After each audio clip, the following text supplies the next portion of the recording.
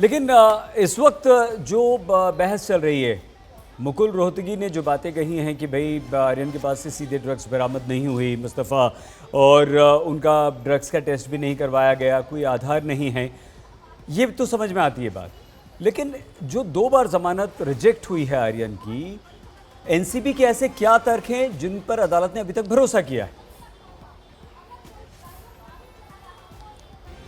जी बिल्कुल, अगर आप देखें सईद, एक सेंट्रल एजेंसी के पास भी जो पावर्स होते हैं उस पावर्स में वजन होता है। और जैसे कि उन्होंने एडिशनल सॉलिसिटर जनरल को पहले ही हियरिंग से सेशंस कोर्ट में खड़ा कर दिया था ये आर्गुमेंट करने के लिए, तो लोअर कोर्ट्स कहीं ना कहीं ये चीज़ को आप कह सकते हैं कि प्रेशर में देख सकते हैं कि किस तरह से एनसीबी एक एजेंसी है जो चाह रही है कि आर्यन खान जेल के पीछे ही रहे, तो वो प्रोसिक्यूशन के फेवर में केस जाता है।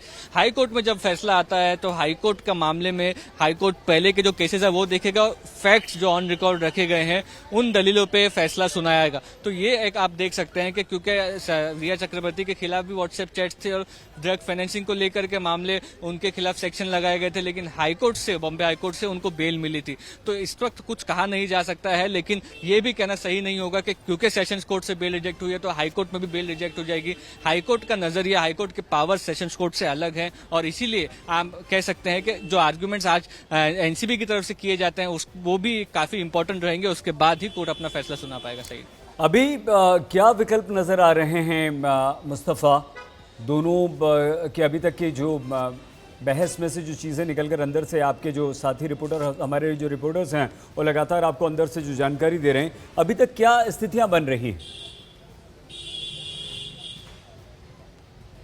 जी बिल्कुल, मुकुल रोहतगी जो है वो अपने आर्गुमेंट्स को सामने रख रहे हैं। उनका सिर्फ यही कहना है कि जो छोटी क्वांटिटी होती है उसमें इतनी दिनों तक जेल में रखने की ज़रूरत नहीं होती है। उसके बाद वो ये भी कह रहे हैं कि 27A जो कि कमर्शियल क्वांटिटी में लगाया जाता है वो एक कह सकते हैं कि वो सेक्शन आर्यन खान के खिलाफ नहीं लगाया गया है। उसके बाद वो कह रहे हैं कि अगर 27A लगाया जाता और तब ये आप कह सकते हैं कि बड़ा मामला बनता, लेकिन 29 जो कि एक सेक्शन है कॉन्स्पिरेसी का वो उनके खिलाफ लगाया गया है।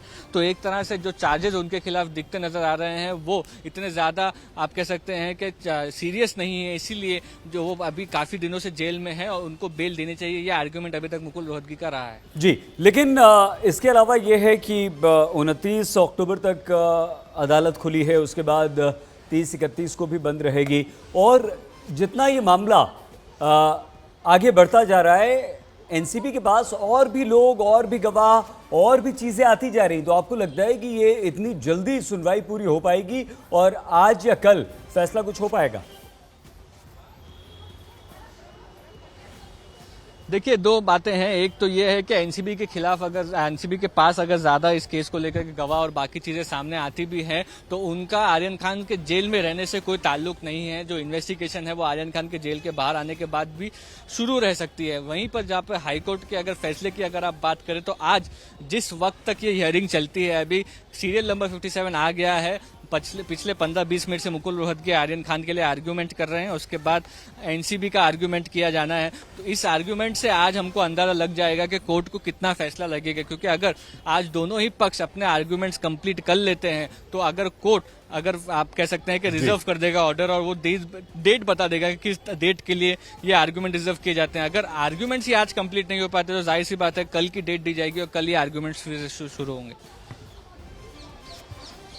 इसका मतलब ये हुआ मुस्तफ़ा कि आज आर्ग्यूमेंट्स कंप्लीट नहीं होंगे, क्योंकि दोनों की अपनी तरफ से कई सारी दलीलें हैं, बहुत सारी बातें हैं। संभावना इस बात की कितनी?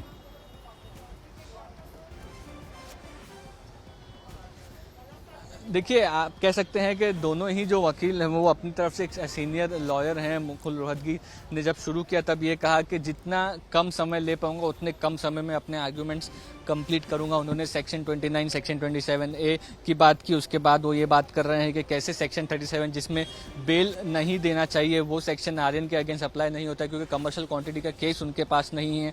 उन्होंने ये भी कहा है कि जो व्हाट्सएप चैट रिकवर किए हैं वो 2018-2019 के हैं, और वो बोल रहे हैं कि अगर ये चैट्स हैं भी तो ये चैट्स एजेंसी के पास है, इससे जुड़ी जो जानकारी है, जो इन्वेस्टिगेशन है वो एजेंसी करती रह सकती है।